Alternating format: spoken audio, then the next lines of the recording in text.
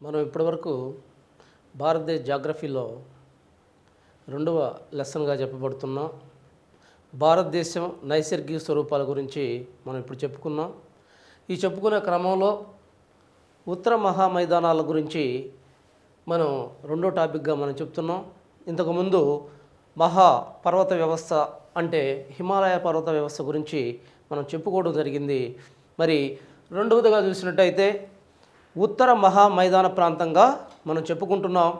ఉత్తర మహామైదాన ప్రాంతంలో ఈ ఉత్తర మహామైదానాలు ఎక్కడున్నాయి భారతదేశంలో అని ఒకసారి మనం గమనించినట్టయితే మీరు చూసే ఉంటారు. ఇందాక మనం మ్యాప్ వేసినప్పుడు మొదటగా హిమాలయాల్ని ఈ పర్వత వ్యవస్థను మొత్తం కూడా ఉత్తరంగా వేయడం జరిగింది.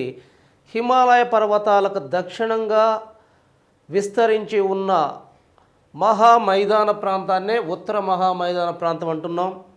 ఇది భారతదేశంలో ఎక్కడ విస్తరించి ఉన్నదనేది చాలా ఇంపార్టెంట్. ఇక్కడ మనం చూసినట్టయితే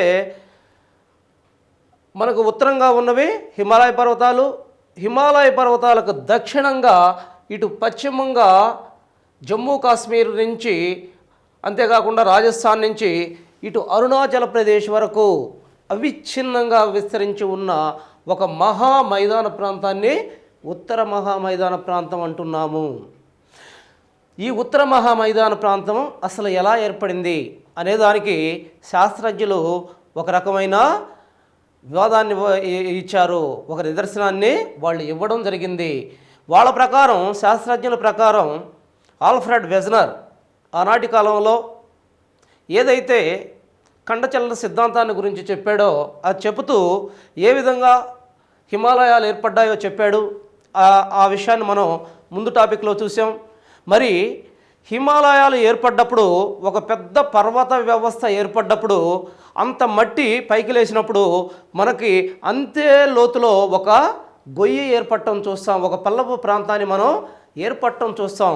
మరి ఈ పల్లపు ప్రాంతం ఏదైతే హిమాలయాలు పైకి లేచిన తరువాత ఆ పక్కన ఏర్పడ్డ అతి లోతైన విశాలమైన పల్లపు ప్రాంతంలోకి హిమాలయాల మీద నుంచి ప్రవహిస్తున్న నదులు క్రమక్షయం చేసి తెచ్చిన మట్టి ఈ పల్లపు ప్రాంతాన్ని పూడ్చివేశాయి. అర్థమైంది కదా కాన్సెప్టు? ఏదైతే హిమాలయాలు పైకి లేవడం వల్ల ఏర్పడిన ఒక మహాపల్లపు ప్రాంతం ఆ తర్వాత కాలంలో హిమాలయాల మీద నుంచి కిందకు ప్రవహిస్తూ నదులు తీసుకువచ్చిన మట్టి చేత పూడిపోయి ఇది ఒక మహా మైదాన ప్రాంతంగా ఏర్పడింది అని శాస్త్రజ్ఞులు చెప్తున్నారు. మరి ఇది ఏనాటి కాలంలో జరిగింది అనేది చాలా ఇంపార్టెంటు. ముఖ్యంగా చూసినట్టయితే 2.5 కోట్ల సంవత్సరాల క్రితం ఇది జరగటం ప్రారంభమైంది. 2.5 కోట్ల సంవత్సరాల క్రితం అంటే 25 మిలియన్ల సంవత్సరాల క్రితం ఇది భూస్వరూపం ఏర్పడిందనేది శాస్త్రజ్ఞులు చెప్తున్నారు. మరి ఇది ఎంత మేర విస్తరించి ఉంది? భారతదేశ భూభాగంలో 7.5 లక్షల చదరపు కిలోమీటర్ల మేర విస్తరించి ఉన్న అతిపెద్ద భూభాగంగా ఉంది. మరి దీన్ని మనం చూసినట్టయితే ఇటీవల కాలంలో శాస్త్రజ్ఞుల అధ్యయనం ప్రకారం ఒక్కసారి చూడండి. ఈ నార్త్గా ఏదైతే హిమాలయ పర్వత పాదాల దగ్గర అంటే హిమాలయ పర్వతాల్ని దగ్గరగా ఉన్న ఈ ప్రాంతంలో ఈ మైదానాలు 1200 నుంచి 1300 మీటర్ల లోతు కలిగి ఉన్నాయని, ఆ తరువాత ఏదైతే దీన్ని ద్వీపకల్ప పీఠభూమి అంటాం, ఈ ద్వీపకల్ప పీఠభూమికి దగ్గరగా వచ్చిన ఈ ప్రాంతంలో క్రమేణా లోతు తగ్గుతూ ద్వీపకల్ప పీఠభూమికి సమీపానికి వచ్చేసరికి దీని యొక్క లోతు క్రమేణా తగ్గి ద్వీపకల్ప పీఠభూమితో కలిసిపోయిందనేది శాస్త్రజ్ఞులు మనకు చెబుతున్న విషయం. సో మనం గమనించాల్సిన విషయం ఏంటంటే ఉత్తరంగా వీటి లోతు 1200 మీటర్ల నుంచి 1300 మీటర్ల లోతు కలిగి ఉన్నది ఈ మహామైదాన ప్రాంతాలు. మరి మహామైదాన ప్రాంతాలని మనం ఒకసారి చూసినట్టయితే ఈ మహామైదాన ప్రాంతాలు 3 నదుల వల్ల ఏర్పడ్డాయి అనేది మనకి శాస్త్రజ్ఞులు చెప్తున్నారు. అకార్డింగ్ టు సిలబస్ ప్రకారం చూసినట్టయితే ఈ పాఠ్యాంశంలో ఈ మహామైదానాలు ఏ నదుల వల్ల ఏర్పడ్డాయి? ఏంటి ఆ 3 నదులు? ఒకటి సింధు నది, మరియు దాని యొక్క ఉపనదులు. 2 గంగా నది దాని యొక్క ఉపనదులు. 3 బ్రహ్మపుత్ర నది మరియు దాని యొక్క ఉపనదులు తాము క్రమక్షయం చేసి తీసుకువచ్చిన మట్టిని ఈ ప్రాంతంలో, ఈ పల్లపు ప్రాంతంలో నిక్షేపణం చేయడం వల్ల ఈ పల్లపు ప్రాంతాలు బూడి ఇవి మహా మైదాన ప్రాంతాలుగా ఏర్పడ్డాయి. వీటిని, ఈ మహా మైదానాన్ని 3 భాగాలుగా మనం విభజించాం. ఒకటి సింధు మైదాన ప్రాంతము, ఒకటి సింధు మైదాన ప్రాంతము, 2 గంగా మైదాన ప్రాంతం, 3 బ్రహ్మపుత్ర మైదాన ప్రాంతం. ఇక్కడ సింపుల్గా ఏం లేదు, ఏ నదులైతే ఒండ్రు మట్టిని తను క్రమక్షయం తీసుకొచ్చిన ఫైన్ క్వాలిటీ సెడిమెంట్స్ని ఈ ప్రాంతంలో నిక్షేపణం చేయడం వల్ల ఈ మహామైదాన ప్రాంతాలు ఏర్పడ్డాయి. కాబట్టి ఈ మహామైదానాలని మనం ఆటి పేరు మీదగానే, ఆ నదుల పేరు మీదగానే 3గా విభజించుకున్నాం. ఒకటి సింధు మైదాన ప్రాంతం, 2 గంగా మైదాన ప్రాంతం, 3 బ్రహ్మపుత్ర మైదాన ప్రాంతం. చాలా సింపుల్గా మీకు అర్థమయ్యే రీతిలో నేను డివైడ్ చేశాను. వీటిని 3టిని కూడా విభజించాను ఈ మహామైదానాన్ని. ఇప్పుడు ఒక్కొక్క దాన్ని మనం క్షుణ్ణంగా పరిశీలిద్దాం. ఇక్కడ మీరు చూడండి, దీన్ని ఈ మొత్తాన్ని కలిపి, ఈ రెండింటిని కలిపి మనం ఏదైతే సింధు మైదాన ప్రాంతం అంటున్నామో ఇది 2 కలిపి సింధు మైదాన ప్రాంతం. ఆ తర్వాత ఈ 3 కలిపి గంగా మైదాన ప్రాంతం. తర్వాత ఇది బ్రహ్మపుత్ర మైదాన ప్రాంతంగా మనం విభజించాము. ఇక్కడ ఇంతగా మీరు డివైడ్ చేసుకుంటే మీరు చదువుకోవడానికి చాలా ఈజీగా ఉంటుంది, లేకపోతే కన్ఫ్యూజ్ అయ్యే అవకాశం ఉంది. సింధు మైదాన ప్రాంతం తీసుకున్నాం. మరి సింధు నది ప్రవహించేటప్పుడు తీసుకొచ్చి నిక్షేపణ చేసిన మట్టి వల్ల ఈ మైదానాలు ఏర్పడ్డాయి. ఈ ఒండ్రు మట్టి వల్ల ఈ మైదానాలు ఏర్పడ్డాయి. ఇదంతా కూడా ఒండ్రు మైదానాలు. ఒండ్రు మైదానాలు అంటే చాలా ఫైన్ క్వాలిటీ శాండ్ అంటారు దాన్ని ఇంగ్లీష్లో, చాలా నాణ్యమైన మట్టి. ఇక్కడ ఈ ప్రాంతం అంతా కూడా భారతదేశం యొక్క ధాన్యాగారంగా పిలువబడుతుంది. ఈ ప్రాంతాన్ని మొత్తాన్ని మనం ఏమంటున్నాం? భారతదేశం యొక్క ధాన్యాగారంగా మనం పిలుస్తున్నాం. అనేక నదులు ఇక్కడ ప్రవహిస్తున్నాయి, అనేక రకాల పంటలు ఇక్కడ ప్రవహిస్తున్నాయి. ప్రొడక్టివిటీ కూడా ఈ ప్రాంతంలో చాలా ఎక్కువగా ఉంటుంది. ఈ విషయం మీరు గమనించాలి. మహామైదాన ప్రాంతాలు భారతదేశానికి ఆహారాన్ని ఇస్తున్న మెయిన్ ప్రాంతంగా మనం దీన్ని గుర్తిస్తున్నాం. ఇప్పుడు సింధు మైదాన ప్రాంతం తీసుకుంటున్నాం. సింధు నది ఎక్కడ పుడుతుంది? సింధు నది ఈ ప్రాంతంలో పుడుతుంది, ఇక్కడ వస్తుంది. ఈ ప్రాంతం మొత్తం కూడా, దీని ఉపనదులన్నీ కూడా ఈ ప్రాంతంలో అనేక ఉపనదులు ఉన్నాయి సింధుకి. ఆ ఉపనదులు సింధు నది తీసుకొచ్చిన మట్టి వల్ల ఈ 2 ఏర్పడ్డాయి. ఏంది? సింధు మైదాన ప్రాంతం. మరి సింధు మైదాన ప్రాంతాన్ని మరలా మనం 2గా విభజిస్తున్నాము. చాలా జాగ్రత్తగా చూడండి. సింధు మైదాన ప్రాంతాన్ని మరలా మనం 2గా విభజిస్తున్నాం. ఇక్కడనే చూద్దాం. సింధు మైదాన ప్రాంతం ఇది తీసుకుంటే 1 నేను నెంబర్ వేస్తున్నాను. సింధు మైదాన ప్రాంతం అంటే ఇటు వేస్తున్నాను 1. ఈ 1ని మళ్ళీ మనం 2గా డివైడ్ చేస్తున్నాం. 2 మైదానాలుగా మనం విభజిస్తున్నాం. 1 రాజస్థాన్ మైదానము, 2 పంజాబ్ హర్యానా మైదానము. చూడండి, ఇక్కడ సింధు మైదాన ప్రాంతం, ఇదంతా కలిపి సింధు మైదాన ప్రాంతం. దీంట్లో మనం మళ్ళీ రాజస్థాన్ మైదానము, పంజాబ్ హర్యానా మైదానం అని సింధు మైదానాన్ని విభజించాం. ఇది రాజస్థాన్ మైదానం, ఇది పంజాబ్ అండ్ సింధు మైదానము విభజించాం. దీంట్లో చూసినట్టయితే రాజస్థాన్ మైదానం, ఇక్కడ రాజస్థాన్ మైదానాన్ని తీసుకుందాం. ఈ రాజస్థాన్ మైదానంలో మనం చూసినట్టయితే రాజస్థాన్ మైదానాన్ని మరలా 2గా విభజిస్తున్నాము. దీనిలో మరుస్థలి 2, రాజస్థాన్ బంగార్ 1 మరుస్థలి, రెండు రాజస్థాన్ బంగర్ అంటున్నాము. ఇక్కడ చూడండి, ఈ ప్రాంతాన్ని మరుస్థలి, ఈ ప్రాంతాన్ని రాజస్థాన్ బంగర్ అంటున్నాం. చాలా జాగ్రత్తగా గమనించండి. ఇంత డీటెయిల్గా మీకు బుక్స్లో మీకు ఇవ్వలేదు కాబట్టి నేను చెప్పే పాఠ్యాంశాన్ని జాగ్రత్తగా గమనించాలి మీరు. దీన్ని మరలా మనం రాజస్థాన్ మైదానాన్ని రెండుగా విభజించుకున్నాం.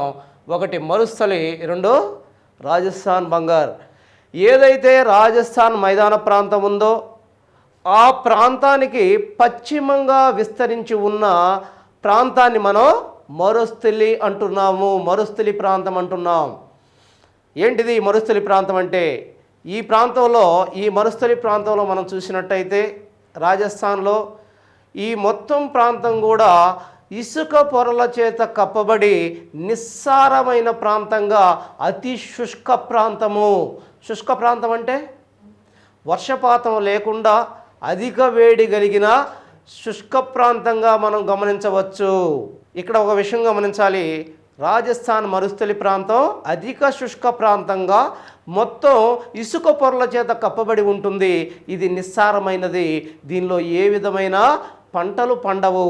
అయితే ఇక్కడ మనం గమనించాల్సింది, క్వశ్చన్స్ అడుగుతున్న ఏరియా చాలా క్రిటికల్గా అడుగుతున్నాడు ఇక్కడ క్వశ్చన్స్. మరి ఇక్కడ ఏ రకాల భూస్వరూపాలు ఉన్నాయి అనే క్వశ్చన్స్ మనకి చాలా ఎక్కువగా వస్తుంది. ఏ రకాల భూస్వరూపాలు ఉన్నాయి ఇక్కడ ఈ మరుస్థలి ప్రాంతంలో అన్నప్పుడు ఖచ్చితంగా మీరు వరుసగా చూడండి. ఒకటి ద్రియాన్స్, జాగ్రత్తగా నోట్ చేసుకోండి, ద్రియాన్స్. రెండు బార్కాన్స్. మూడు సైఫులు. నాలుగు హమ్మడాలు. ఐదు ఎర్గలు. ఒక మైదాన ప్రాంతంలో రెండుగా విభజించాం. రెండుగా విభజించినప్పుడు పశ్చిమంగా ఉన్న ప్రాంతాన్ని మరుస్థలి అన్నాము, ఇటు తూర్పుగా ఉన్న ప్రాంతాన్ని రాజస్థాన్ బంగర్ అన్నాం. ఇప్పుడు మరుస్థలి ప్రాంతంలో ఉన్న ఇంపార్టెన్స్ని మీకు తెలియజేస్తున్నాను. ఇంపార్టెంట్ భూస్వరూపాల గురించి మీకు తెలియజేస్తున్నా. వీటిని చాలాసార్లు అడిగాడు. ద్రియాన్స్ ఒక్కో దాన్ని క్షుణ్ణంగా చెప్పుకుందాం. ద్రియాన్స్ అనగా ఈ ప్రాంతంలో అధిక గాలులు వీస్తున్నప్పుడు కదిలే ఇసుక దిబ్బలు ఒక ప్రాంతం నుంచి ఇంకో ప్రాంతానికి కదులుతూ ఉంటాయి. ఒక రకంగా ఎడారి ప్రాంతంగా ఉండే ఈ ప్రాంతంలో ఇసుక దిబ్బలు అధిక వేగమైన గాలుల వల్ల ఇసుక దిబ్బలు ఒక ప్రాంతం నుంచి ఒక ప్రాంతానికి కదులుతూ ఉంటాయి.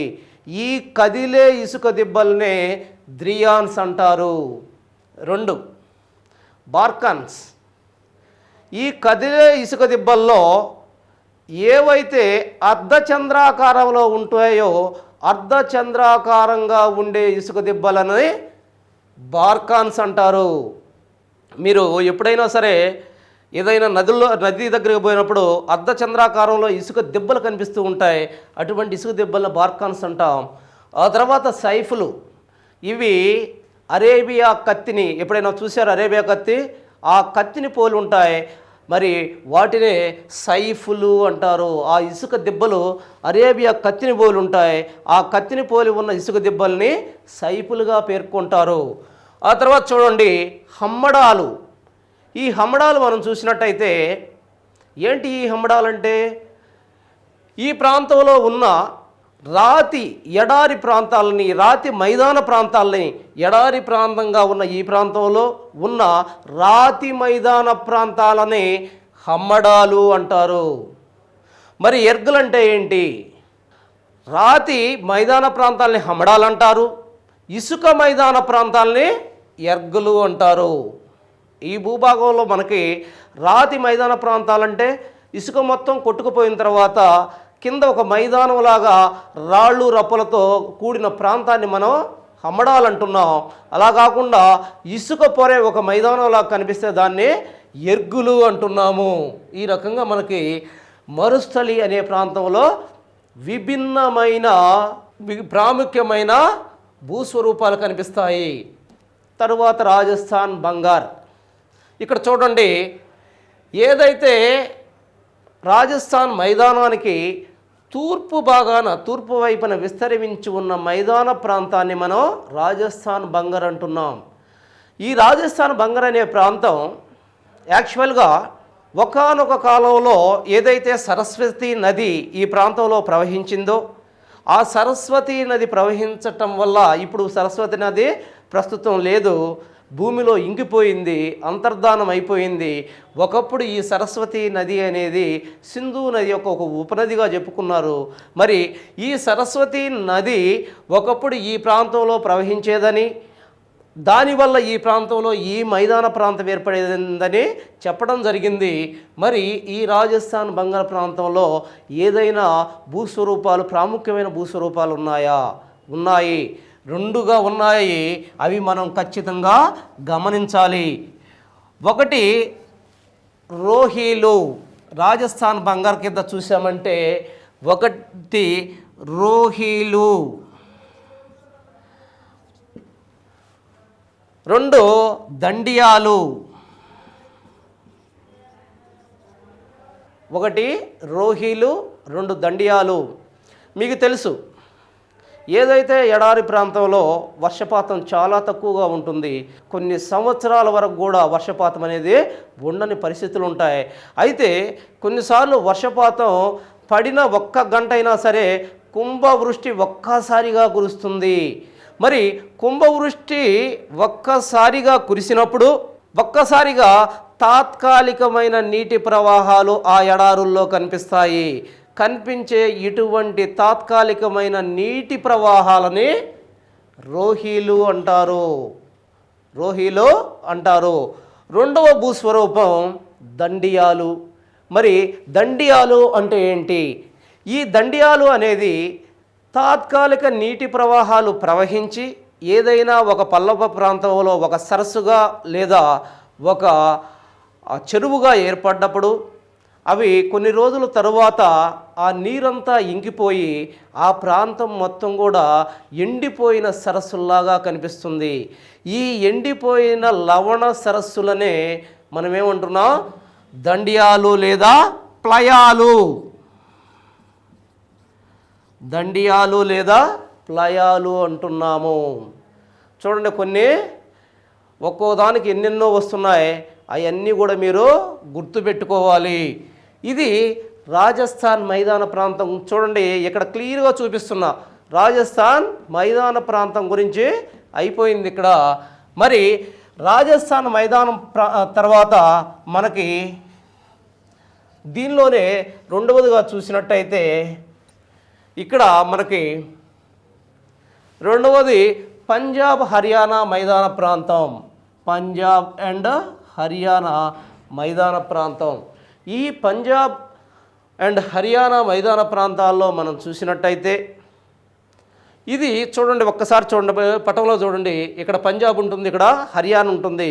ఈ ప్రాంతాల్లో మైదానం ప్రాంతంగా ఏర్పడింది కాబట్టి దీన్ని పంజాబ్ హర్యానా మైదాన ప్రాంతం అంటున్నాం. ఈ పంజాబ్ హర్యానా మైదాన ప్రాంతం ఏర్పడడానికి కారణమైన నదులేంటి?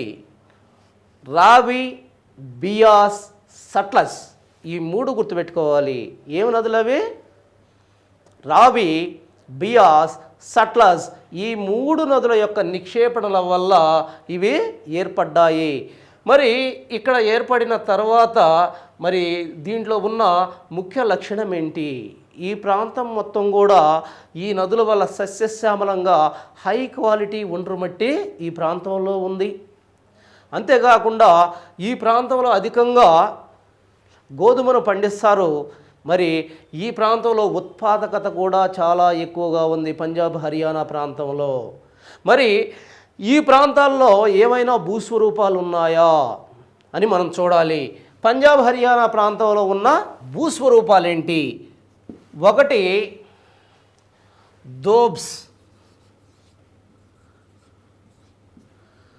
రెండు చోర్స్, మూడు బెట్స్.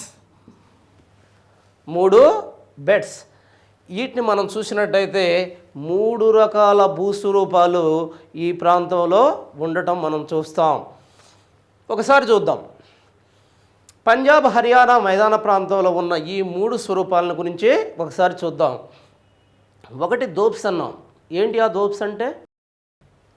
దోబ్స్ అంటే ఏదైతే 2 సమాంతరంగా ప్రవహించే నదులు, చూడండి ఇటు 2 సమాంతరంగా ప్రవహిస్తున్నాయి నదులు, ఇటే ప్రవహిస్తున్నాయి, 2 సమాంతరంగా ప్రవహిస్తున్నాయి. ఈ సమాంతరంగా ప్రవహించే నదుల మధ్య ఏర్పడిన ఏదైతే ఫర్టైల్ సాయిల్ని, సారవంతమైన భూమి, 2 సమాంతరంగా ప్రవహించే నదుల మధ్య ఏర్పడిన సారవంతమైన భూమిని దోబ్స్ అంటున్నాము. మరి ఈ దోబ్స్ అనేవి ఎన్నిగా ఉన్నాయి ఈ ప్రాంతంలో గుర్తుపెట్టుకోవాలి. దోబ్స్ చూడండి, ఒకటి ఈ దోబ్స్లో 5 రకాల దోబ్స్ కనిపిస్తాయి. దోబ్స్ అంటే అర్థమైంది కదా. ఏంటి దోబ్స్ అంటే? 2 ప్యారలల్గా ప్రవహించే నదుల మధ్య ఏర్పడిన సారవంతమైన భూమిని దోబ్స్ అంటున్నాం. మరి ఈ దోబ్స్ అనేవి 5 రకాల దోబ్స్ ఈ ప్రాంతంలో, పంజాబ్, హర్యానా మైదాన ప్రాంతంలో కనిపిస్తాయి. అవి వరుసగా ఖచ్చితంగా గుర్తుపెట్టుకోవాలి. 1 బారీ దోబ్, 2 బిస్తు దోబ్, 3 రేచనా దోబ్, 4 చాగ్ దోబ్, 5 సింధు సాగర్ దోబ్. సింధు సాగర్ దోబ్. ఈ 5 దోబుల్ని ఖచ్చితంగా మీరు గుర్తుపెట్టుకోవాలి. ఆ తర్వాత దోబ్స్ అనేవి చాలా సింపుల్గా గుర్తుపెట్టుకోవచ్చు. వీటిని ఎలా గుర్తుపెట్టుకుంటారు చెప్పండి? ఇవన్నీ కూడా యాక్చువల్గా ఇక్కడ మీకు ఏ నదులు ఉన్నాయని తెలిస్తే ఆ నదుల ప్రకారం మీరు గుర్తుపెట్టుకోవచ్చు. మీకు చిన్న సింపుల్ టెక్నిక్ చెప్తాను చూడండి. బారీ దోబ్ అన్నాం, బారీ దోబ్ అన్నాం. బారీలో బా అనేది బి, రి అనేది ఆర్, బారీ దోబ్. ఇక్కడ 2 నదుల మధ్య, ఏ నదులు? బియాస్, రావి. బి అంటే బియాస్, ఆర్ అంటే రావి. ఈ బియాస్ రావి మధ్య ఏర్పడిన దాన్ని బారీ దోబ్ అంటున్నాం. వాడు అడిగే క్వశ్చన్ ఎట్టు అడుగుతాడంటే, బారీ దోబ్ ఏ నదుల మధ్య ఏర్పడిన ఫర్టైల్ ల్యాండ్ అని అడుగుతాడు. సారవంతమైన భూమి, ఏ నదుల మధ్య ఏర్పడిన సారవంతమైన భూమి అని అడుగుతాడు. అప్పుడు మీరు వాటిని గుర్తు తెచ్చుకోవటానికో లేకపోతే కష్టపడి చదవటానికో పిడియటానికో ప్రయత్నించొద్దు. ఈ పిడియటానికి ప్రయత్నిస్తే ఖచ్చితంగా కన్ఫ్యూజ్ అవుతారు. బారీ దోబ్ అనే వాడు ఇచ్చినప్పుడు బాకి బి, ఇంగ్లీష్ అక్షరం బి, రీకి ఆర్ పెట్టుకోండి. బి అంటే ఏమొస్తుంది మనకి? బారీ అంటే బియాస్, ఏ నది వస్తుంది? బియాస్. ఆర్ అంటే ఏమొస్తుంది? రావి.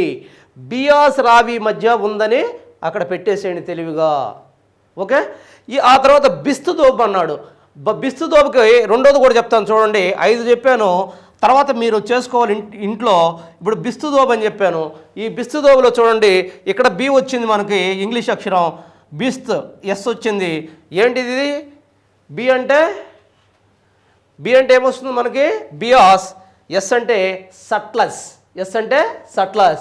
బియాస్కి సట్లస్కి మధ్యలో ఏర్పడిన సారవంతమైన భూభాగాన్ని బిస్త్ అంటున్నాము. ఇవి తలకాయ నొప్పిగా ఉన్న ఏ అడుగుతున్నాడు కాబట్టి ఖచ్చితంగా కష్టపడి చదవండి. ఏమాత్రం ఇక్కడ మీరు అజాగ్రత్త వహించొద్దు. దీన్ని కష్టంగా ఉన్నాయని వదిలేయొద్దు. తర్వాత దోబ్స్ అయిపోయింది మనకి. తర్వాత 2 చోర్స్. ఏంటి ఆ చోర్స్ అంటే? ఏదైతే ఈ ప్రాంతంలో దీనికి దగ్గరగా ఉన్న శివాలిక్ పర్వతాల మీద నుంచి ప్రవహిస్తూ శివాలిక్ పర్వతాలని క్రమక్షయానికి గురి చేస్తూ వచ్చే తాత్కాలిక నీటి ప్రవాహాలని మనమేమంటున్నాం? చోర్స్ అంటున్నాము. జాగ్రత్తగా గమనించాలి. తర్వాత బెడ్స్. ఏంటి బెడ్స్ అంటే? ఈ ప్రాంతంలో, పంజాబ్, హర్యానా మైదాన ప్రాంతంలో ఉండే కొత్త అల్యూవియల్ ల్యాండ్స్ని, ఏదైతే కొత్త ఒండ్రు నేలలు, అల్యూవియల్స్ ల్యాండ్స్ అంటే కొత్త ఒండ్రు నేలల్ని బెడ్స్ అంటున్నాము. జాగ్రత్తగా గమనించండి. దోబ్స్ అంటే చెప్పాను, చోర్స్ అంటే తాత్కాలిక నీటి ప్రవాహాలు. అంతేకాకుండా ఇవి శివాలిక్ పర్వత ప్రాంతాలని క్రమక్షయం చేస్తూ ఉంటాయి. మరి బెడ్స్ అంటే ఈ ప్రాంతంలో ఉండే కొత్త ఒండ్రు మట్టి నేలల్ని బెడ్స్గా చెప్పడం జరిగింది. సో దీంతో మనకి పంజాబ్ హర్యానా మైదాన ప్రాంతం అయిపోయింది.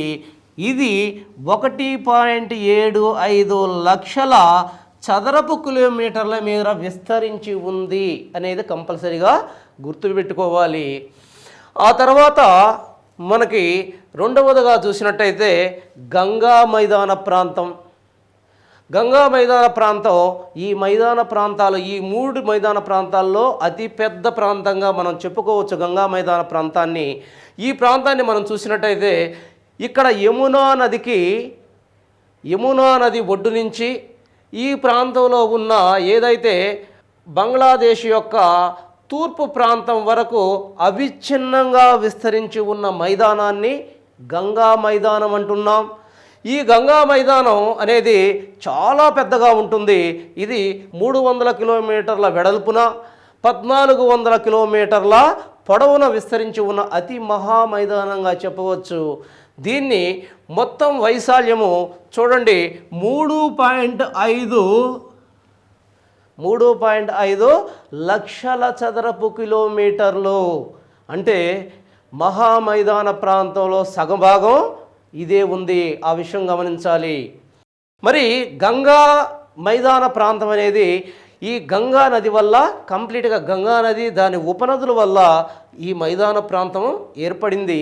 ఈ మహా మైదాన ప్రాంతాన్ని మనం 3 భాగాలుగా విభజిస్తున్నాం. చూడండి ఇక్కడ ఇది ఏ, బి, సిగా విభజిస్తున్నాము. ఇక్కడ ఏ వచ్చేసి ఎగువ గంగా మైదానము, బి మధ్యస్థ గంగా మైదానము, డి దిగువ గంగా మైదానం అని మనం 3గా విభజిస్తున్నాం దీన్ని. ఎగువ గంగా మైదానాన్ని మనం చూసినట్టయితే ఈ ఎగువ గంగా మైదానం ఉత్తరప్రదేశ్ యొక్క పశ్చిమ ప్రాంతంలోను ఉత్తరాఖండ్ ప్రాంతం మొత్తంలో కూడా ఇది విస్తరించి ఉంది. మరి ఈ మైదానంలో ప్రవహించే నదులు గంగా నది మరియు యమునా నదిగా చెప్పవచ్చు.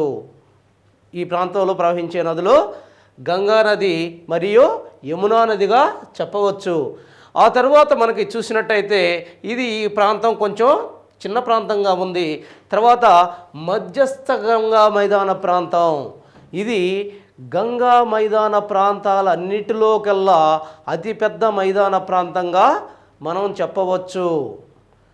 మరి ఈ మైదాన ప్రాంతాన్ని మనం చూసినట్టయితే మధ్యస్థ గంగా మైదాన ప్రాంతమును మనం చూసినట్టయితే ఈ మధ్యస్థ గంగా మైదాన ప్రాంతంలో గంగాతో పాటు గంగా ఉపనదులైన గోమతి, గాగ్రా, గండక్, కోసి మరియు సోన్ నదులు ఈ ప్రాంతంలో ప్రవహిస్తూ ఈ ప్రాంతంలో గంగా మైదాన ప్రాంతాన్ని, మధ్య గంగా మైదాన ప్రాంతాన్ని ఏర్పాటు చేశాయి. మరి ఇక్కడ ఏ రాష్ట్రాలు ఈ ప్రాంతంలో కలిగి ఉన్నాయి అంటే కంప్లీట్ ఉత్తరప్రదేశ్, బీహార్ ప్రాంతాలు ఈ మధ్య గంగా మైదాన ప్రాంతంలో మనకి కనిపిస్తున్నాయి. మరి దిగువ గంగా మైదాన ప్రాంతం, ఇక్కడ మనకు దిగువ గంగా మైదాన ప్రాంతం చూసినట్టయితే ఇది డార్జిలింగ్ యొక్క ఫూట్ హిల్స్ పాదాల దగ్గర నుండి ఇక్కడ ఏదైతే బంగాళాఖాతం తీర ప్రాంతం వరకు విస్తరించి ఉన్న మైదాన ప్రాంతాన్ని మనం దిగువ గంగా మైదాన ప్రాంతం అంటున్నాం. ఈ దిగువ గంగా మైదాన ప్రాంతం ఈ హుగ్లీ నది ఈ ప్రాంతంలో ప్రవహిస్తూ ఉంది. గంగా నది మరియు దాని ఉపనది అయిన హుగ్లీ నది ఈ ప్రాంతంలో ప్రవహిస్తూ ఉంది. మరి ఈ మైదాన ప్రాంతం మొత్తంలో ఏమన్నా భూస్వరూపాలు మనకు కనిపిస్తున్నాయా? కొన్ని రకాల ఇంపార్టెంట్ భూస్వరూపాలు ఇక్కడ మనకు కనిపిస్తున్నాయి. ఏంటి ఆ భూస్వరూపాలు అనేది మనం ఇక్కడ చూద్దాం. ఒకటి బబ్బర్ జోన్,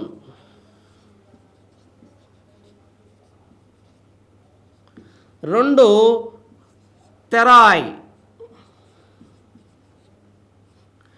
3 బంగార్, 4 ఖదర్, 5 రే కల్లార్ ఉసార్. రే కల్లార్ ఉసార్. చూడండి ఇక్కడ బబ్బర్ జోన్, తెరాయ్ జోన్, బంగర్, ఖదర్, రే కల్లార్ ఉస్సార్. ఇవన్నీ గుర్తుపెట్టుకోవాలి, జాగ్రత్తగా గుర్తుపెట్టుకోండి. బబ్బర్ జోన్ అంటే ఏంటి? ఈ మైదాన ప్రాంతాల్లో యాక్చువల్గా ఇవి కొన్ని ఈ పంజాబ్ హర్యానా మైదాన ప్రాంతాల్లో కూడా కనిపిస్తాయి. ఏదైతే మనం చెప్పుకుంటున్న హిమాలయ పర్వత వ్యవస్థ ఉందో, హిమాలయ పర్వతాల నుంచి ఇక్కడ చూడండి, ఒక్కసారి జాగ్రత్తగా గమనించాలి.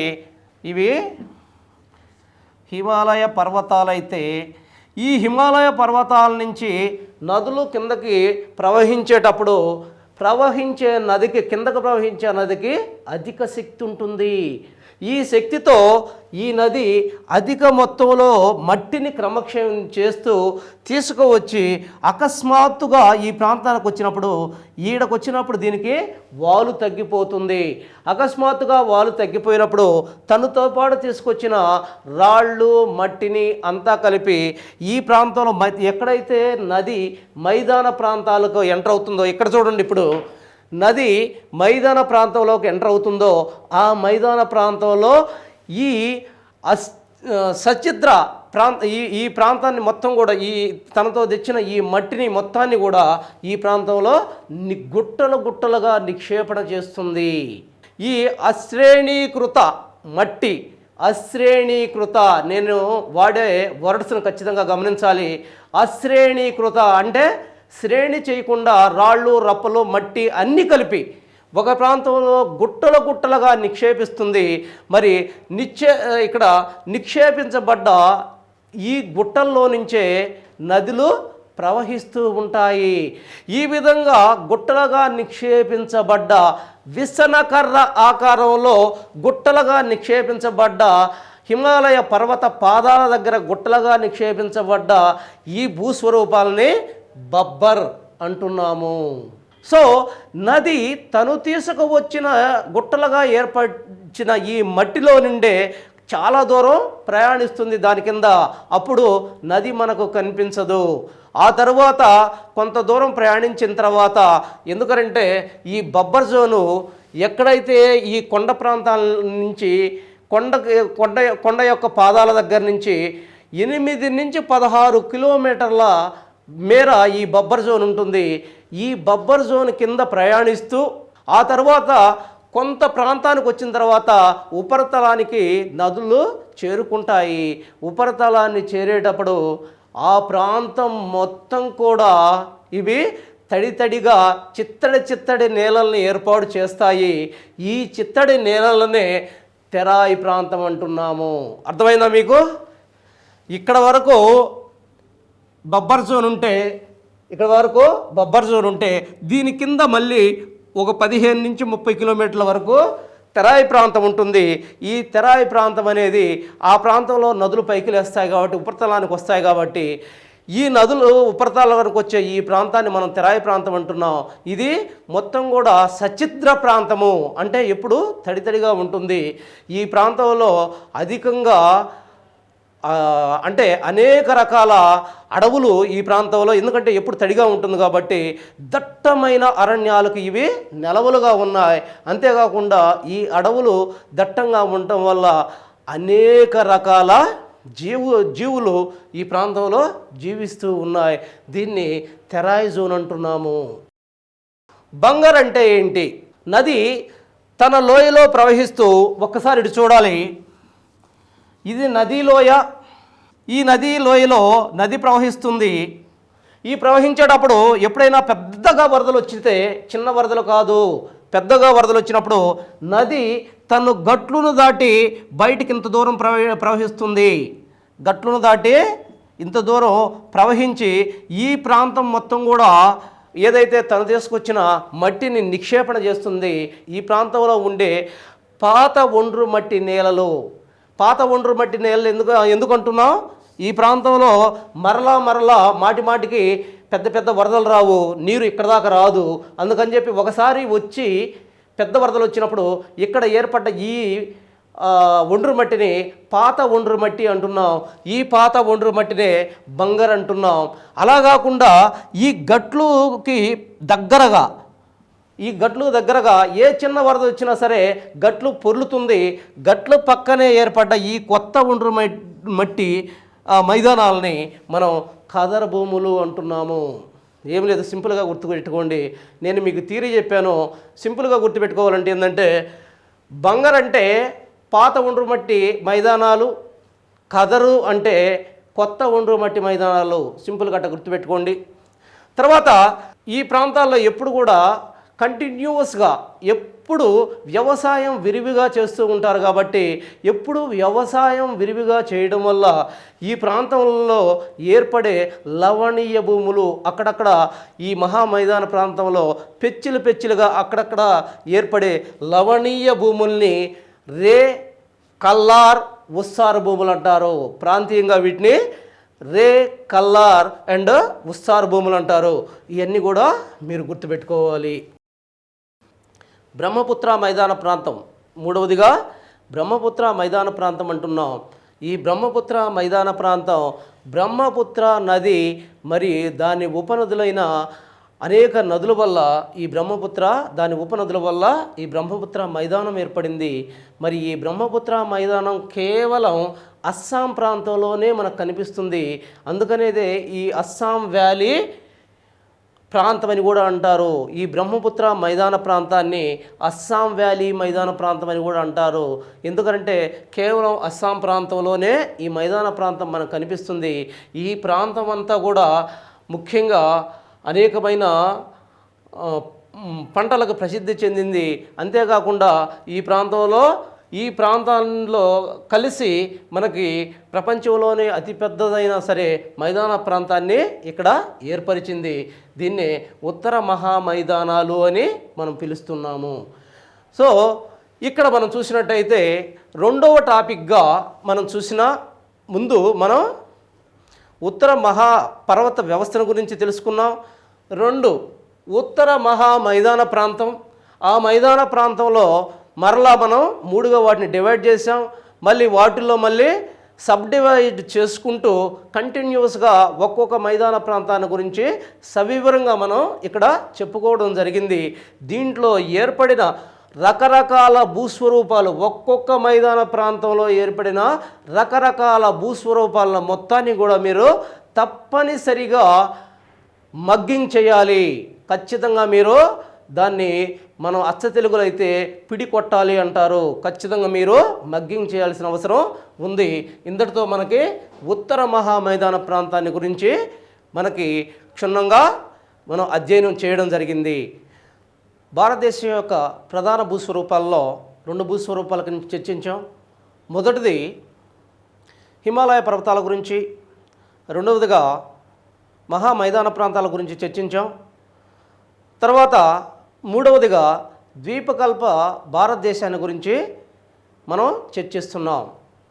మరి ద్వీపకల్ప భారతదేశం ఎక్కడుంది? ఇక్కడ ఇందాక మనం ఇక్కడ వేసాం. ఇది యాక్చువల్గా దీనిపైన అంతా కూడా మనం ఏం వేసాం? ఇదంతా కూడా మనం ఇందాకంతా ఏం వేసాం? ఈ ప్రాంతంలో మహామైదాన ప్రాంతాలు వేసాం. మహామైదాన ప్రాంతాలకి దక్షిణంగా విస్తరించి ఉన్న ప్రధాన భూస్వరూపాన్ని మనం ద్వీపకల్ప పీఠభూమి ప్రాంతంగా చెప్పుకుంటున్నాం. ఇదంతా కూడా ద్వీపకల్ప పీఠభూమిగా ప్రాంతంగా చెప్పుకుంటున్నాం. మరి ఈ ద్వీపకల్ప పీఠభూమి ప్రాంతం భారతదేశంలో అతి ప్రాచీనమైన భూస్వరూపము. ఈ భూస్వరూపం అంతా కూడా రకరకాల రాళ్లతో కూడి ఉంది. చాలా దట్టమైన శిలలతో ఈ భూస్వరూపాలు కూడి ఉన్నాయి. ఈ దట్టమైన భూస్వరూపాలతో ఎగుడు దిగుడు భూస్వరూపాలతో కూడి ఉన్న ఒక శిలా నిర్మితమైన ప్రాంతాన్ని మనం ద్వీపకల్ప పీఠభూమి ప్రాంతంగా చెప్పుకుంటున్నాం. ఇది అతి ప్రాచీనవంతమైన ప్రాంతము. మరి ఇది ప్రీ కేంబ్రియన్ అనే కాలంలో ఇది ఉద్భవించింది. ఈ ద్వీపకల్ప పీఠభూమి ప్రాంతంలో ఇంకా ప్రాచీనమైన భాగాన్ని మనం దక్కన్ పీఠభూమి ప్రాంతంగా చెప్పుకుంటున్నాము. ఈ దక్కన్ పీఠభూమి ప్రాంతం అంతా కూడా ఇదంతా కూడా ఒక త్రిభుజాకారంలో మనకు కనిపిస్తుంది. త్రిభుజాకారంలో మనకి కనిపిస్తుంది. మరి ఈ ప్రధాన భూస్వరూపం అన్ని భూస్వరూపాల్లో కల్లా అతిపెద్ద భూస్వరూపం, అతి ప్రాచీనమైన భూస్వరూపం. ప్రీకేంబ్రియన్ కాలంలో 25 కోట్ల సంవత్సరాల క్రితం ఈ భూస్వరూపం భారతదేశంలో ఏర్పడడం జరిగింది. దీని యొక్క మొత్తం విస్తీర్ణం 16 లక్షల చదరపు కిలోమీటర్లు. మీరు గమనించాలి, హిమాలయాల యొక్క విస్తీర్ణం 5 లక్షల చదరపు కిలోమీటర్లు. తర్వాత అది మహా మైదాన ప్రాంతాల యొక్క వైశాల్యం 7.5 లక్షల చదరపు కిలోమీటర్లు. మరి ద్వీపకల్ప పీఠభూమి ప్రాంతం మనం ప్రస్తుతం చర్చిస్తున్న ఈ భూభాగం 16 లక్షల చదరపు కిలోమీటర్ల మేర విస్తరించి ఉన్న ఒక మహా పెద్ద ఒక పలక లాంటి భాగం. దీనిలో ఉన్న ఇది అధికమైన శిలలతో కూడి ఉన్న ఒక కఠిన శిలా నిర్మితి గల ప్రాంతంగా మనం దీన్ని చెప్పుకోవచ్చు. మరి దీనిలో మనం చూసినట్టయితే దీన్ని ఈ ప్రాంతంలో ప్రవహిస్తున్న పగుల లోయలో ప్రవహిస్తున్న నర్మదా నది ఈ ప్రాంతాన్ని 2 భాగాలుగా విభజిస్తుంది. ఇక్కడ చూడండి, నర్మదా ఏందది? నర్మదా నది. దీన్ని నర్మదా, ఇది తపతి. ఈ 2 కూడా పగుల లోయలో ప్రవహిస్తాయి. పగుల లోయలో ప్రవహించడం అంటే ఇక్కడే క్లారిఫై ఇస్తున్నాను, జాగ్రత్తగా ఆలోచించండి. నదులు ఎప్పుడు కూడా తను ఏర్పాటు చేసుకున్న లోయల్లో ప్రవహిస్తుంటాయి. కానీ కొన్ని నదులు మాత్రం ఏర్పడ్డ లోయల్లో, అంటే భూమి కంపించినప్పుడు ఏర్పడిన పగుళ్ళలో ఇవి ప్రవహిస్తూ ఉంటాయి. ఈ రకంగా పగుల లోయలో ప్రవహించే నదులు భారతదేశంలో 4 ఉన్నాయి. ఆ 4లో ఈ 2 ఉన్నాయి. ఏ 2? ఒకటి తపతి, 2 నర్మదా. తక్కిన 2 కూడా చెప్తాను, గమనించుకోండి. 3 4 దామోదర్ నదులు. వాటిని పక్కన పెడితే ప్రస్తుతానికి తపతి, నర్మదాని తీసుకున్నాం. మరి ఈ ప్రాంతాల్లో మనకు 2 నదీ వ్యవస్థలు కనిపిస్తాయి. ఆ 2 నదీ వ్యవస్థలు, ఒకటి నర్మదా తపతి నదీ వ్యవస్థ. ఈ 2 కూడా ఈ ప్రాంతంలో పుట్టి పశ్చిమంగా ప్రయాణిస్తూ భారతదేశంలో నదులన్నీ ద్వీపకల్ప భారతదేశంలో అంటే ద్వీపకల్ప పీఠభూమి ప్రాంతంలో నదులన్నీ తూర్పుగా ప్రవహించి బంగాళాఖాతంలో కలిస్తే ఈ 2 మాత్రం పశ్చిమంగా ప్రవహించి అరేబియా సముద్రంలో కలుస్తున్నాయి. ఇది మీరు ఖచ్చితంగా గమనించాలి. ఎందుకని?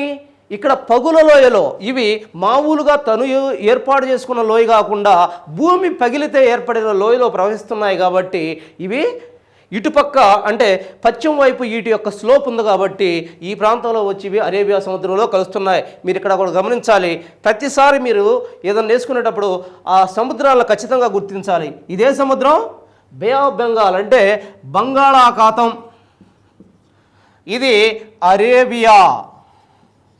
ఈ అరేబియా సముద్రంలోకి వచ్చేవి కలుస్తూ ఉన్నాయి.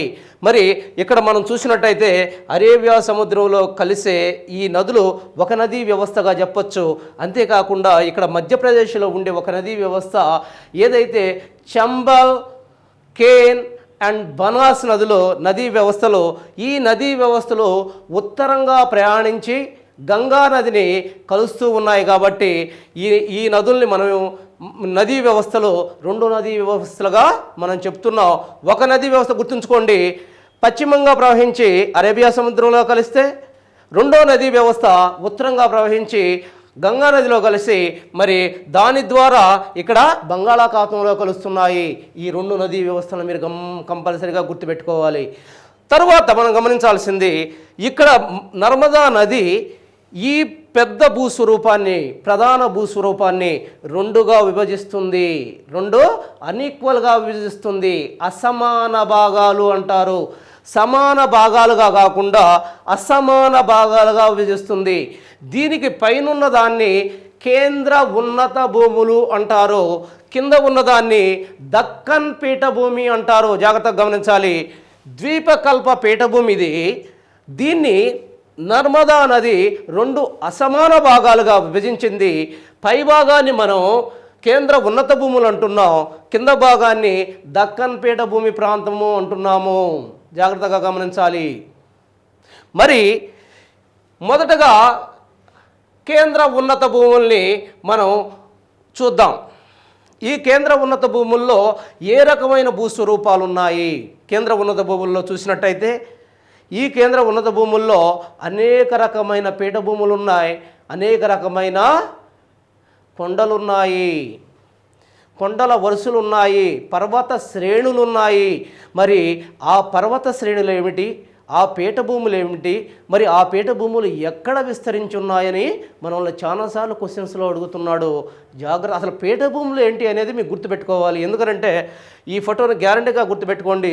ఇవన్నీ కూడా మీకు ప్రతి పిన్ పాయింట్తో కూడా నేను ఇక్కడ ఇవ్వడం జరిగింది. మరి మీరు ఇదంతా కూడా జాగ్రత్తగా గమనించుకోండి. దీన్ని యాక్చువల్గా రాజస్థాన్లో ఉంది. దీన్ని మేవార్ పీఠభూమి అంటున్నాము. ఇది రాజస్థాన్లో కనిపిస్తుంది. ఈ ప్రాంతంలో చిన్న చిన్న కొండలు గుట్టలతో కూడుకున్న కొండ ప్రాంతాలు, అక్కడక్కడ మైదాన ప్రాంతాలు కూడా మనకి కనిపిస్తాయి. దీన్ని మేవార్ పీఠభూమి అంటున్నాం. ఇది రాగి మరియు జింకుకి ప్రసిద్ధిగాంచిన ప్రాంతంగా మనం గుర్తించవచ్చు. మీకు తెలిసే ఉంటుంది, రాజస్థాన్లో కేత్రి గనులు ఉన్నాయి. కేత్రి గనులు రాగి గనులకు ప్రసిద్ధి చెందినవి. ఆ తర్వాత ఇక్కడ కతియావార్ పీఠభూమి అంటున్నాము. ఈ కతియావార్ పీఠభూమి దేనికి ప్రసిద్ధి చెందినది? ఇది గుజరాత్. ఈ గుజరాత్ యొక్క చివరి భాగములో, అంటే గుజరాత్ యొక్క తూర్పు చివరగా విస్తరించి ఉన్న మైదాన ప్రాంతాన్ని మనం కతియావార్ పీఠభూమి అంటున్నాం. మరి ఈ కతియావార్ పీఠభూమిలో ఈ ప్రాంతంలో మనకి విశాలమైన గిర్ నేషనల్ పార్కు ఏర్పడి ఉంది. ఇక్కడ గిర్ పర్వతాలు ఉన్నాయి. ఈ గిర్ పర్వతాల దగ్గర గిర్ నేషనల్ పార్క్ ఉంది. ఈ గిర్ నేషనల్ పార్కు అనేది మన ఆసియా సింహాలకు, మన భారతదేశంలోనే అత్యధిక ఆసియా సింహాలకు పేరుగాంచిన పార్కుగా మనం ఈ గిర్ నేషనల్ పార్కును చూస్తాం. ఇది కతియావార్ పీఠభూమిలో మనకు కనిపిస్తుంది. ఇక్కడ మధ్యప్రదేశ్ దగ్గర మనకి మాల్వా పీఠభూమి కనిపిస్తుంది. ఈ మాల్వా పీఠభూమి అనేది ఉత్తరప్రదేశ్ యొక్క దక్షిణ భాగం మరియు మధ్యప్రదేశ్ యొక్క పై భాగాల్లో కలిపి మరి అంతేకాకుండా రాజస్థాన్లో కొంత భాగం, ఇన్ని రాష్ట్రాల్లో కూడా విస్తరించి ఉన్న ఒకే ఒక పీఠభూమి ప్రాంతంగా మాల్వా పీఠభూమిని మనం చెప్పవచ్చు. ఇది ఎక్కువ ప్రాంతంలో ఆక్రమించటం వల్ల ఈ కేంద్ర ఉన్నత భూముల ప్రాంతాన్ని మొత్తాన్ని కూడా మాల్వా పీఠభూమి ప్రాంతం అంటున్నారు. మీకు చాలాసార్లు క్వశ్చన్ వచ్చి ఉంటుంది, కేంద్ర ఉన్నత భూముల్ని కేవలం మాల్వా పీఠభూమి ప్రాంతం అని ఎందుకు అంటున్నారు అంటే, మాల్వా పీఠభూమి ఎక్కువ ప్రాంతం ఇక్కడ ఆక్రమించడం వల్ల దీన్ని మాల్వా పీఠభూమి ప్రాంతం అంటున్నారు. సరే, ఆ తర్వాత చూసినట్టయితే మాల్వా పీఠభూమికి తూర్పుగా ఉన్న పీఠభూమి ప్రాంతాన్ని బుందేల్ఖండ్ పీఠభూమి ప్రాంతం అంటున్నాం. ఇది మధ్యప్రదేశ్, ఉత్తరప్రదేశ్లో విస్తరించి ఉంది. ఆ తర్వాత దాని కిందగా ఉన్నదాన్ని బాగేల్ఖండ్ పీఠభూమి ప్రాంతం అంటున్నాం. ఇది కేవలం మనకి మధ్యప్రదేశ్లోని మనకు కనిపిస్తుంది. ఆ తర్వాత ఇక్కడ దీనికి తూర్పుగా ఉన్న ప్రాంతాన్ని, పీఠభూమి ప్రాంతాన్ని మనం చోటా నాగపూర్ పీఠభూమి ప్రాంతం అంటున్నాము. ఈ చోటా నాగపూర్ పీఠభూమి ప్రాంతం అనేది భారతదేశంలో ఖనిజాలు అతి సమృద్ధిగా గల పీఠభూమి ప్రాంతంగా చెప్పవచ్చు. దీన్ని రూర్ ఆఫ్ ఇండియా అంటున్నారు. అంతేకాకుండా ఖనిజాల నెలవంక, ఖనిజాల కాచాణి అనే పేర్లతో వీటిని పిలవడం జరుగుతుంది. మరి వీటిని చూసినట్టయితే దీనిలో ఎక్కడ విస్తరించి ఉంది ఈ చోటా నాగపూర్ పీఠభూమి అనేది చాలా ఇంపార్టెంట్. ఎందుకంటే క్వశ్చన్స్ ఈ విధంగా అడుగుతున్నాడు, ఈ క్రింది ఏ రాష్ట్రాలలో చోటా నాగపూర్ పీఠభూమి విస్తరించి ఉంది? ముందు మీకు అసలు ఎక్కడ విస్తరించి ఉందనేది తెలియాలి. మనం చూసినట్టయితే ఇది వెస్ట్ బెంగాల్, ఛత్తీస్గఢ్, జార్ఖండ్ రాష్ట్రాలు, 3 రాష్ట్రాల్లో విస్తరించి ఉంది. గమనించాలి, ఈ 3 రాష్ట్రాల్లో ఈ చోటా నాగపూర్ పీఠభూమి విస్తరించడం చూస్తాము. ఆ తర్వాత మాల్వా పీఠభూమి తర్వాత 7వది మైకాలా పీఠభూమి. 7వ పీఠభూమి ఇక్కడ మాల్వా అని రాశాను. గమనించాలి మీరు. మైకాలా సరిచేసుకోండి, మైకాలా పీఠభూమి. ఈ మైకాలా పీఠభూమి మాల్వా పీఠభూమి యొక్క దక్షిణ ప్రాంతంలో విస్తరించిన చిన్న పీఠభూమిని మైకాలా పీఠభూమి అంటున్నాం. ఈ విధంగా కేంద్ర ఉన్నత భూముల్లో ఈ 7 వర్గ పీఠభూములు మాత్రమే కేంద్ర ఉన్నత భూముల్లో మనకు కనిపిస్తున్నాయి. చూడండి, 7 పీఠభూములే మనకు కేంద్ర ఉన్నత భాగాల్లో ఉన్నత ప్రాంతంలో మనకి కనిపిస్తున్నాయి, ఈ 7 పీఠభూములు. అయితే మరి పర్వతాలు ఏమన్నా ఉన్నాయా ఈ ప్రాంతంలో అని మనం కానీ చూసినట్టయితే, ఒకటి ఆరావళి. ఆరావళి అనేది కేంద్ర ఉన్నత భూములకి వాయువ్యంగా విస్తరించి ఉంది. రాజమహల్ కొండలు అనేవి ఇవి ఈశాన్యంగా విస్తరించి ఉన్నాయి. మరి ఈ ప్రాంతంలో ఏ అయితే వింధ్య పర్వతాలు ఉన్నాయో ఈ వింధ్య పర్వతాలు కేంద్ర ఉన్నత భూముల యొక్క దక్షిణ సరిహద్దుగా ఉన్నాయి. కేంద్ర ఉన్నత భూములను చూసాం.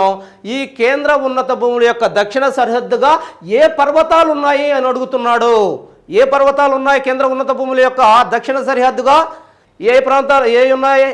మరి వింధ్య పర్వతాలు ఉన్నాయి. మరి ఈ వింధ్య పర్వతాల గురించి మనం చర్చించవలసి ఉంది. ఇక్కడ చూసినట్టయితే మొదటగా ఆరావళి పర్వతాలు చూద్దాం. ఆరావళి పర్వతాలు అనేవి వీటిని అవశిష్ట పర్వతాలు అంటారు. ఏ పర్వతాలు అంటారు? వీటిని అవశిష్ట పర్వతాలు అంటారు. ఇవి భారతదేశంలోని అతి ప్రాచీన మృద పర్వతాలు. ఈ పర్వతాలు ఇక్కడ చూడండి, ఈ పర్వతాలు ఉత్తర గుజరాత్ నుండి స్టార్ట్ అవుతున్నాయి.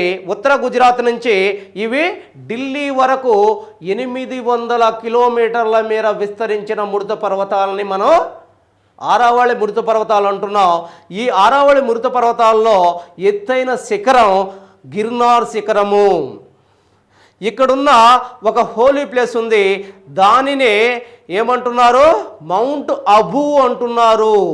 ఈ మౌంట్ అబూ అనే ప్రాంతంలో ప్రసిద్ధిగాంచిన జైన దేవాలయాలు ఉన్నాయి. ఆ జైన దేవాలయాల్ని దిల్వారా దేవాలయాలు అంటున్నారు. దిల్వారా దేవాలయాలు అంటున్నారు. మరి ఈ యొక్క పర్వతాలలో యురేనియం నిక్షేపాలు ఎక్కువగా ఉన్నాయి. ఇవన్నీ కూడా మీరు గమనించాలి. రాజ్మహల్ కొండలు. ఈ రాజ్మహల్ కొండలు వెస్ట్ బెంగాల్లో ఉత్తర దక్షిణాలుగా విస్తరించి ఉన్న పర్వత వ్యవస్థను మనం రాజ్మహల్ కొండలు అంటున్నాం. ఆ తర్వాత వింధ్య పర్వత వ్యవస్థ. ఈ వింధ్య పర్వత వ్యవస్థను మనం కానీ చూసినట్టయితే, వింధ్య పర్వతాలు భారతదేశాన్ని సక్రమంగా రెండుగా మధ్యలో ఏర్పడిన తూర్పు పడమరలుగా విస్తరించిన పర్వత వ్యవస్థగా చెప్పుకోవచ్చు. ఇవి అత్యధికంగా మహారాష్ట్రలో, మధ్యప్రదేశ్లో ఉన్నాయి. మహారాష్ట్రలో కాదు, మధ్యప్రదేశ్లో ఉన్నాయి. మరి ఇవి నర్మదా నదికి పైన కేంద్ర ఉన్నత భూములకు దక్షిణంగా విస్తరించి ఉన్నాయి. మరి వీటిని కానీ మనం చూసినట్టయితే ఇవి కూడా అవశిష్ట పర్వతాలు, ఖండ పర్వతాలు, అవశిష్ట పర్వతాలుగా చెప్పవచ్చు. ఈ పర్వతాలలో ఎత్తైన శిఖరం పార్శ్వనాథ్. ఎత్తైన శిఖరం పేరు పార్శ్వనాథ్. ఇది 1350 మీటర్ల ఎత్తు కలిగి ఉన్నది. 1350 మీటర్లు ఎత్తు కలిగి ఉన్నది. ఈ పర్వతాలు తూర్పుగా ప్రయాణించి తూర్పున ఇవి కైమూర్ పర్వతాలతో కలిసిపోతున్నాయి. మరి ఈ పర్వతాల యొక్క ఇంపార్టెన్స్ ఏంటి? ఈ పర్వతాలను మనం కానీ గమనించినట్టయితే ఈ పర్వతాల్లో మనకి అమరకాంతక్ పీఠభూమి కనిపిస్తుంది. ఈ పర్వతాల్లో అమరకాంతక్ పీఠభూమి కనిపిస్తుంది. ఈ అమరకాంతక్ పీఠభూమి అనేది 2 ముఖ్యమైన నదులకు జన్మస్థానంగా ఉంది. ఏంటి ఆ 2 నదులు? ఒకటి నర్మదా నది, నర్మదా నదికి జన్మస్థానంగా ఉంది. రెండోది సోన్ నది. సోన్ నది ఉత్తరంగా ప్రవహించి గంగా నదిలో కలుస్తుంది. ఆ సోన్ నది కూడా జన్మస్థానం, సోన్ యొక్క జన్మస్థానం, నర్మదా నది యొక్క జన్మస్థానం. ఈ 2 నదుల యొక్క జన్మస్థానం ఇక్కడున్న అమరకాంతక్ పీఠభూమిగా చెప్పవచ్చు. ఆ తర్వాత మనం చూసినట్టయితే కేంద్ర ఉన్నత భూములు మనకి అయిపోయింది. ఆ తర్వాత మనకి దక్కన్ పీఠభూమి. ఏదైతే నర్మదా నదికి దక్షిణంగా ఉన్న ద్వీపకల్ప పీఠభూమి ప్రాంతాన్ని మనం దక్కన్ పీఠభూమిగా వ్యవహరిస్తున్నాం. ఈ దక్కన్ పీఠభూమి అనేది అగ్నిమయ ప్రక్రియ వల్ల ఏర్పడింది. అగ్ని పర్వతాల ఉద్భేదనం వల్ల, అగ్నిపర్వతం పేలిపోవడం వల్ల ఏర్పడిన పీఠభూమి ప్రాంతంగా మనం చెప్పవచ్చు. మరి ఈ పీఠభూమి ప్రాంతంలో మనం చూసినట్టయితే ఈ ప్రాంతంలో 4 రకాల పీఠభూములు మనం గమనిస్తాం. ఒకటి మహారాష్ట్ర పీఠభూమి. చూడండి 8వది మహారాష్ట్ర పీఠభూమి. అక్కడ చూడాలి ఖచ్చితంగా మహారాష్ట్ర పీఠభూమి. ఈ మహారాష్ట్ర పీఠభూమి అనేది మహారాష్ట్రలో మహారాష్ట్ర యొక్క పశ్చిమ ప్రాంతంలో ఏర్పడి ఉంది. ఈ ప్రాంతంలో అగ్నిపర్వతం వల్ల ఏర్పడిన లావా పొరలుగా ఏర్పడి ఉంటుంది ఈ పీఠభూమి ప్రాంతంలో. దీనినే అగ్నిమయ నాపలు అంటారు. వీటిని ఏమంటారు? లావా నాపలు అని అంటారు. ఆ తర్వాత ఈ ప్రాంతంలో ఈ అగ్నిపర్వతం వల్ల ఏర్పడిన లావా ద్వారా ఏర్పడటం వల్ల ఇది అతి సారవంతంగా ఉంటుంది. మరి సారవంతంగా ఉన్న ఈ ప్రాంతం అనేది నల్లరేగడి భూములకి ప్రసిద్ధి చెందింది. ఈ నల్లరేగడి భూముల వల్ల ఈ ప్రాంతంలో ప్రతి విస్తారంగా పండుతుంది. నేను చెప్పేది ప్రతిదీ బిట్టే, జాగ్రత్తగా గమనించాలి. ఏ ప్రాంతంలో, ఎందుకని ఈ ప్రాంతంలో విస్తారంగా ప్రతి పండుతుంది అంటే నల్లరేగడి భూముల వల్ల ఈ ప్రాంతంలో విస్తారంగా ప్రతి పండుతుంది. విస్తారంగా ప్రతి పండటం వల్ల ఈ బాంబే ఈ ప్రాంతాల్లో మనకు ఒక నూలు మిల్లు, వస్త్ర పరిశ్రమ అత్యధికంగా ఈ ప్రాంతంలోనే అభివృద్ధి చెందింది. ఈ నూలు విల్లు పరిశ్రమల వల్ల ఈ ప్రాంతంలో ప్రపంచంలోనే ఒక పెద్ద స్లమ్ అనేది డెవలప్ అయింది బాంబే దగ్గర. దాన్నే ధారవి అంటారు. ఈ ధారవి అనే స్లమ్ ప్రపంచంలోనే అతిపెద్ద స్లమ్గా ఏర్పడింది. ఆ తర్వాత కర్ణాటక పీఠభూమి. చూడండి 9 కర్ణాటక పీఠభూమి. ఈ కర్ణాటక పీఠభూమి మహారాష్ట్ర పీఠభూమికి దక్షిణంగా ఏర్పడి ఉంది. దక్కన్ పీఠభూమిలో మహారాష్ట్ర పీఠభూమికి దక్షిణంగా ఏర్పడింది. ఈ కర్ణాటక పీఠభూమిని మనం 2గా విభజిస్తున్నాం. ఒకటి మాల్నాడ్, 2 మైదాన్. ఒకటి మాల్నాడ్, 2 మైదాన్. 2 భాగాలుగా విభజిస్తున్నాం. ఒక్కసారి ఇటు చూడండి. ఇది కర్ణాటక పీఠభూమి అయితే ఇది పశ్చిమంగా ఉన్నదాన్ని మాల్నాడ్ అని, తూర్పుగా ఉన్నదాన్ని మైదాన్ అంటున్నాం.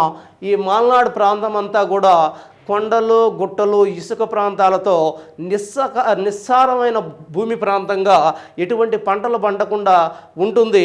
మరి ఈ మైదాన ప్రాంతాన్ని చూసినట్టయితే ఈ ప్రాంతంలో అనేక రకాల వ్యవసాయ పంటలు, ముఖ్యంగా కొబ్బరి లాంటి అనేక రకమైన వాణిజ్య పంటలు ఈ ప్రాంతంలో పండించబడుతూ ఉన్నాయి.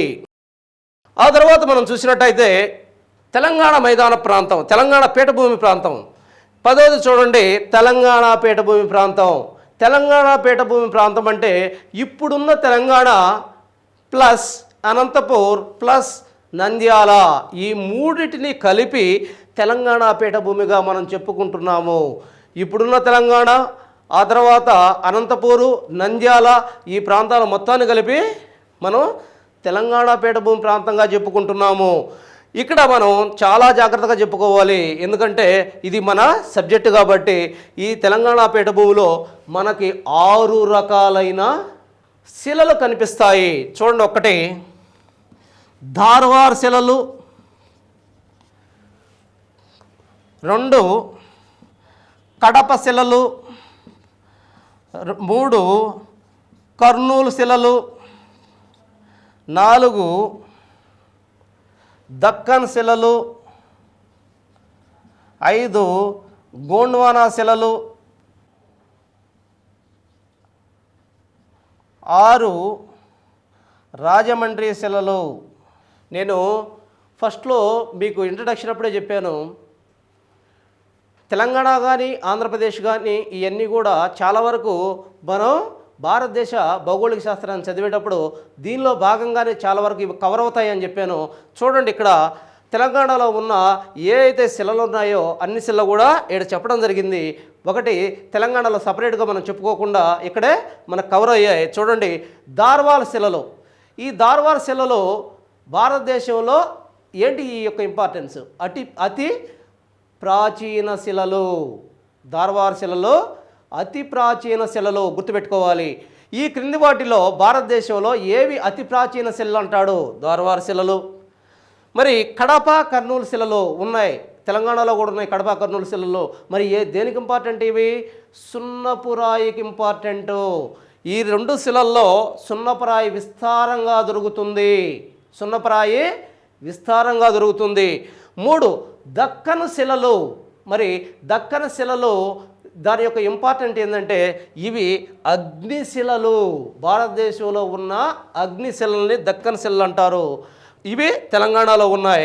ఆ తర్వాత గోండ్వానా శిలలో, ఏదైతే ఈ గోండ్వానా శిలల్లో ఇంపార్టెంట్ ఏంటంటే బొగ్గు లభిస్తుంది, దీంట్లో విస్తారంగా బొగ్గు లభిస్తుంది. మన దగ్గర లభించే సింగరాణి బొగ్గంతా కూడా ఈ గోండ్వానా శిలల నుంచి లభిస్తుంది. రాజమండ్రి శిలలు, మరి ఈ శిలల్లో ఫాజిల్ ఫ్యూయల్స్ దొరుకుతాయి, అంటే ముడి చమురు లభిస్తుంది, ముడి చమురు లభిస్తుంది. ఇది తెలంగాణ పీఠభూమి యొక్క ఇంపార్టెన్సు. ఆ తర్వాత తమిళనాడు పీఠభూమి 11. ఈ తమిళనాడు పీఠభూమి యాక్చువల్గా అనేక రకాలైన పర్వత వ్యవస్థలతో, నీలగిరి లాంటి అనేక రకమైన పర్వత వ్యవస్థలు, మరి ఈ ప్రాంతంలో విస్తారమైన అడవులతో నిండి ఉన్న పీఠభూమి ప్రాంతంగా మనం గమనించవచ్చు. మరి ఈ ద్వీపకల్ప పీఠభూమికి వెలుపల ఉన్న ఒకే ఒక పీఠభూమి షిల్లాంగ్ పీఠభూమి. కాకపోతే దీని లక్షణాల్ని పుణికి పుచ్చుకోవడం వల్ల ఈ పీఠభూమి ప్రాంతాన్ని కూడా దీనికి మనం యాడ్ చేయడం జరిగింది. ఈ షిల్లాంగ్ పీఠభూమి అనేది చాలా ఇంపార్టెంట్ పీఠభూమి. ఈ పీఠభూమి ఎక్కడ ఉంది అని అడుగుతున్నాడు. మేఘాలయలో ఉంది. ఎక్కడ ఉంది షిల్లాంగ్ పీఠభూమి? మేఘాలయలో ఉంది ఈ షిల్లాంగ్ పీఠభూమి. అది మనం ఖచ్చితంగా గుర్తుంచుకోవాలి. ఆ తర్వాత యాక్చువల్గా వీటి యొక్క బౌండరీస్ ఏంటి? ద్వీపకల్ప పీఠభూమిని మనం చూసామంటే బౌండరీస్ ఏంటి? ఇటు వాయువ్యంగా చూస్తే ఆరావళి పర్వతాలు, ఇటు ఈశాన్యంగా చూస్తే రాజమహల్ కొండలు, అంతేకాకుండా దక్షిణంగా చూస్తే నీలగిరి పర్వతాలు, ఇటు పశ్చిమంగా చూస్తే పశ్చిమ కనుమలు, తూర్పున చూస్తే తూర్పు కనుమలు, అంటే ఈస్టర్న్ ఘాట్స్ వీటికి సరిహద్దులుగా ఉన్నాయి. సో ఇది ద్వీపకల్ప పీఠభూమి యొక్క సమాచారం. మనం 3వ దాంట్లో ద్వీపకల్ప పీఠభూమిని గురించిన సమగ్ర సమాచారాన్ని మనం ఇవ్వడం జరిగింది.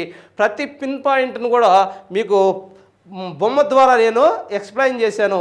జాగ్రత్తగా చూసుకొని దీంట్లో ఇంకా ఏమైనా పాయింట్స్ మీరు యాడ్ చేసుకోవాలనుకుంటే చేసుకొని సమగ్రంగా మ్యాప్ను చూసి చదవటం నేర్చుకుంటే దీన్ని ఈజీగా చదివి మంచి మార్కులు మనం సంపాదించుకునే అవకాశం ఉంది.